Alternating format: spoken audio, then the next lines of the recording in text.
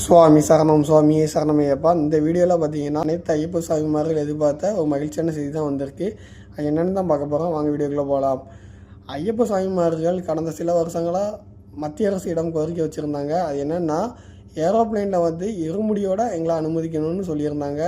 தற்போது அதற்கான அனுமதியை மத்திய அரசு வழங்கிட்டு எதுக்காக பார்த்திங்கன்னா அனுமதி கொடுக்காமல் இருந்தாங்கன்னா, நம்ம ஏரோப்ளைனில் பார்த்திங்கன்னா 100 மில்லிலிட்டருக்கு மேலே எந்த லிக்விட் பொருட்களையும் கொண்டு வரக்கூடாது. அது வந்து ஏரோப்ளைனில் அந்த ரூல்ஸு. தற்போது பார்த்திங்கன்னா நீண்ட நாள் ஐயப்ப சாமிமார்கள் கோரிக்கையை ஏற்று மத்திய அரசு இருமுடியில் அந்த நெய் தேங்காயில் வந்து நம்ம கொண்டு வரலாம் சொல்லிட்டாங்க. ஏன்னா நெய் தேங்காய் அந்த அளவு பார்த்திங்கன்னா 100 மில்லிலிட்டருக்கு மேலே இருக்கும். ஐயப்பம் மண்டல மகர காலங்களில் மட்டும் நம்ம கொண்டு வரலான்னு ஒப்புதல் கொடுத்துட்டாங்க. தற்போது இன்னையிலேருந்து ஜனவரி 20ஆம் தேதி வரை பக்தர்கள் வந்து ஏரோப்ளைன் மூலம் பயணித்து சபரிமலைக்கு வரலான்னு சொல்லிட்டாங்க. இதுக்கு முன்னாடி எப்படி வந்துட்டு இருந்தாங்கன்னா ஏரோப்ளைனில் வருவாங்க, பம்பாவில் வச்சு இருமுடி கட்டிட்டு போவாங்க. தற்போது அப்படிலாம் ஊர்லேருந்து இருமுடி கட்டிட்டு நம்ம ஏரோப்ளைனில் பயணித்து நம்ம சபரிமலை பகவானை தரிசிக்கலாம்.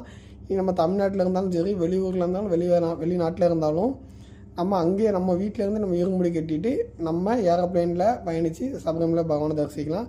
இனி அதுக்கு எந்த ஒரு கட்டுப்பாடும் கிடையாது. மத்திய அரசு ஒப்புதல் கொடுத்துட்டாங்க. போல் பழைய தகவல் தெரிஞ்சுக்கொள்ள நம்ம சேனலை ஃபாலோ பண்ணிக்கோங்க. மீண்டும் உங்களை அடுத்த வீடியோ சந்திக்கிறேன். சுவாமி சரணம் சுவாமியே சரணமையப்பா.